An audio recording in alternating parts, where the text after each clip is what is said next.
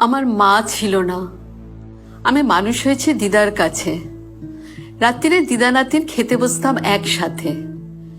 একটা ভাত থালার বাইরে পড়েছে কি পড়েনি সে কি বকুনি।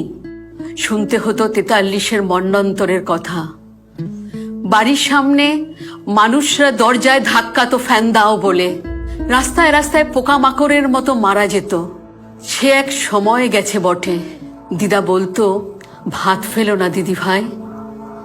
তারপরে তো রেশন এলো, মজুদদারি করা বেআইনি হলো, মানুষ একটু হাঁপ ছেড়ে বাঁচল।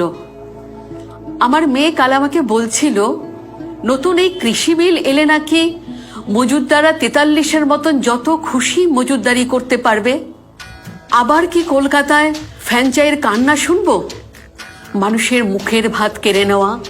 বিজেপিকে ভোট দেব না, বিজেপিকে একটিও ভোট নয়। জনগণের ক্ষমতা, বাংলায় চাই মমতা। উন্নয়নকে আরো এগিয়ে নিয়ে যেতে জোড়াফুল চিহ্নে তৃণমূল কংগ্রেসকে ভোট দিন।